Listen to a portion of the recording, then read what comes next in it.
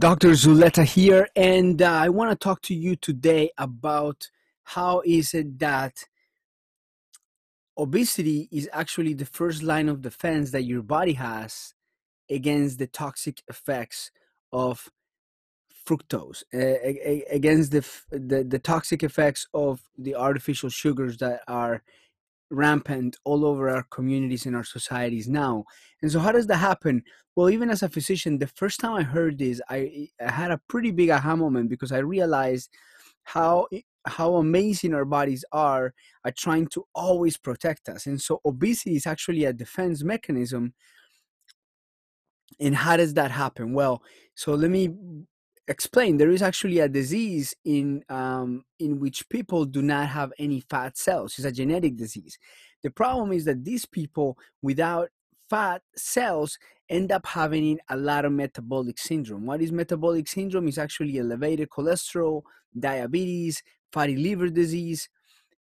And what happens is that they made rat models of these metabolic syndrome and of these people without any fat cells. So they made rat models that do not have any fat cells. But what happens is that when they introduce these fat cells into the rats that did not have fat cells before, these rats' metabolic syndrome starts getting better. Isn't that crazy? It starts getting better because then there is a way and there is a place for the fat to go. There is a place for the sugar that gets turned into fat to go. And that's amazing because that allows us to realize that obesity is not the problem. The problem is hyperinsulinemia, high levels of insulin in our bodies because of the high levels of fructose in our bodies that lead to our bodies secreting a lot of insulin so that this fructose can be put away. But the body doesn't have anywhere to put it away, so it starts creating and putting it into fat cells as the first defense mechanism to protect the organs. But then once there is too much fat, then what happens is that then this sugar per se starts turning into fat into the organs, creating fatty liver disease, um, creating damage to your eyes, creating cardiomyopathy in your heart, creating nephropathy in your kidneys, creating fat accumulations in your muscle. And so that leads to all of the micro and the macro complications of diabetes, leading to increases risk of death. People with type 2 diabetes are about 3 times more likely to die than any other person. And that is why it's so important to realize this, because during this COVID-19 pandemic, um, the people who are most vulnerable is those with heart disease and diabetes. Diabetes is the leading cause of heart disease. And so it's really important to realize. Now, what I want you to walk away with this is two main things. The first main thing is that 93% of the people with COVID-19 survive. So I want you to remember this, because remember that through hard times, there is always three things that we have in control, right? The first thing is what we focus on. The second thing is the meaning that we give it. And the third thing is what we're going to do about it. And so, focus. What are you going to focus on? You're going to focus on the fact that it's killed so many people, or the fact that 93% of the people are going to survive.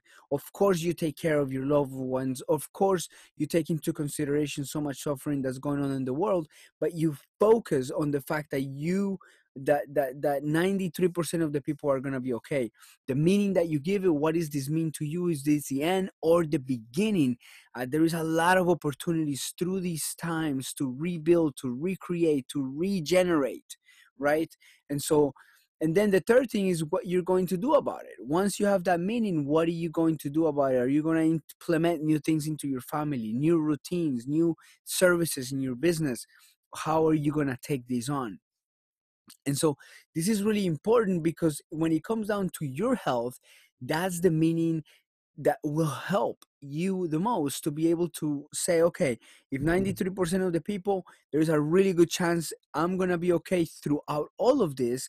And so then the next thing is, if you're looking forward to improve your health and you have type 2 diabetes, or you know somebody who has type type 2 diabetes and you're listening to this right now, know for sure that 90% of the people with type 2 diabetes can reverse type 2 diabetes, anywhere from 86 to 90% of the people, through mainly ketogenic or a very low carb diet, intermittent fasting, and moving and exercise. Those three main factors can help people reduce their type 2 diabetes majorly. There is a lot of studies that show that a vegetable rich diet will do it. There is a lot of studies that show that a ketogenic diet will do it. You can just mix the two.